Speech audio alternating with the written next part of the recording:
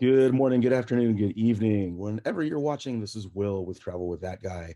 And today we're going to talk about how to book a trip to Disney, whether it be Disney World or Disneyland. Most of the tips that I'm going to share with you today are pretty much the same, and we're going to roll right into it. So, the first thing that you need to look at is you need to determine a budget. What you want to do is really going to determine how much you want to spend. Now, a lot of the things that go into that is, are you going to say on-site or off-site? How many nights are you going to want to stay? How many days do you actually want to spend in the parks? What kind of things outside of hotel and theme park tickets do you want to do? Are you wanting to do like a nice sit down meal every day? Or are you just wanting to do quick serve slash fast food type stuff? These are all things that you need to look at how much you're willing to spend. Um, you can also put that into two different categories. This is my travel budget. This is how much I want to spend for hotel and tickets. And then I'm going to keep my food and my merchandise budget separate. And that's valid too. But definitely when you are booking your trip, you need to know how much you're willing to spend on at very least hotel and theme park tickets. The second thing you need to determine is what dates you want to travel. You need to come up with not so much general, but you need to come up with a relatively specific time period of when you want to go. Saying something like, oh, I just want to go when it's cheapest, or I want to go anytime between April and September doesn't really help because there's a wide variety of pricing and availability and different structures that go on during those time periods, that it's a wide swing. You need to be able to lock down, okay, I want to spend 5 days there, and I want to go between June 10th and June 25th.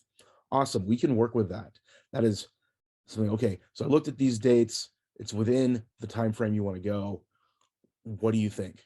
Um, Coming from a travel agent's perspective, giving a broad range of time period doesn't really help because we don't truly know when you want to go. Oh, I want to go when it's cheapest. Okay, so here's when it's cheapest. Oh, I can't go then, but you just told me that's what you wanted. Don't do that. Be specific. Tell us when you want to go. And if you're booking it yourself, tell yourself when you want to go. The third thing we want to look at is, how are you going to get there? If you live relatively close to either Disney World in Orlando or Disneyland in Anaheim, you're probably going to drive. If you don't live that close, you may fly there, or you may take the train or a bus or whatever, depending on whatever your transportation needs are. So you need to keep that in mind. That may play into your budget somehow, depending on the amount of money you have, how much you're willing to spend. So those are some things that you also need to take into account. Keeping in mind that if you are using a travel agent, and we'll get to travel agents later, but if you are using a travel agents do not receive commission on booking airfare. So it's almost just as good for you to book your own airfare as it is for the travel agent. In fact, some travel agents may have to charge you more than what the stated price of the airline ticket is, because that's how they're going to make money on that trip.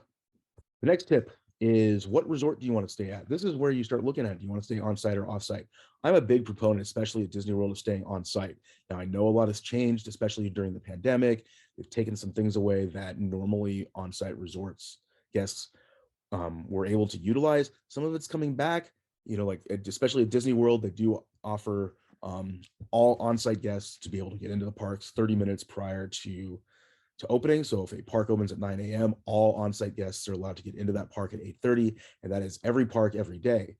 The flip side to that is that, and currently right now it's only with Magic Kingdom and Epcot, they allow guests of their deluxe resorts, so we're talking higher end, like Polynesian, Contemporary, Bay Lake Towers, all your DVC resorts, they allow them to stay in the parks a couple hours past closing time. Um, so there are those things. So there are some things you need to look at. Do you mind shuttling in? Disneyland, It's a little easier to stay offsite, especially if you stay at one of the hotels that's right across the street. In fact, some of those hotels that are right across the street are closer to the theme park entrance than the on-site hotels, and it's a lot cheaper to stay there. Disneyland doesn't offer the same types of perks that Disney World does for on-site guests. In fact, their early morning entrances to both Disneyland Park and California Adventure still haven't started back up yet. So the only real advantage is of staying on site at Disneyland is just to be in the Disney bubble. So those are things to look at. What are you really looking to do? Especially with Disney World, if you're staying off site, then you also have to determine, okay, do they have a shuttle service to the parks? What does that shuttle service entail? What are their hours? Do I have to rent a car? But then again, keeping in mind, if I rent a car and then drive into the Disney parks, unless I have an annual pass, I have to pay the parking fee every day to park at the parks. Or do I just Uber or Lyft in all the time? So those are some different ideas. The next tip would be your tickets. What exactly are you looking to do? How many days do you want to spend in parks? Do you want a park hopper? At Disney World, do you want to add other things to it, like water park fun and more? Do you want the ability, park hopping can be big. At Disney World right now, you can only park hop after 2 o'clock. Disneyland, it's after 1 o'clock. So does that play into it? Are you the type that wants to go to different parks in the same day or not? Do you want to go to like a water park more than maybe once or twice while you're there? So the different things to think of. Also with the tickets, you can add Genie Plus to your tickets right when you purchase it. So that's another thing to think of. Is it something that you definitely 100% know that you're going to utilize at every park while you're on your vacation? Or are you not quite sure yet, / you're not going to use it at every park? If you're not quite sure or you're not going to use it at every park, it's probably not something you want to purchase right away. You can still purchase it later.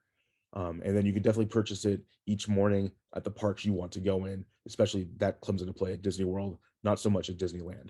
And the final tip I'm going to give you is use a travel agent. And I don't say that because I'm a travel agent. They're going to do the work for you. You just kind of have to tell them, hey, this is what I want. And they're going to look at everything and come back and say, okay, here's the price. Now, I know that there's other cheaper ways to do it. Costco, AAA. There are reputable ticket resellers out there.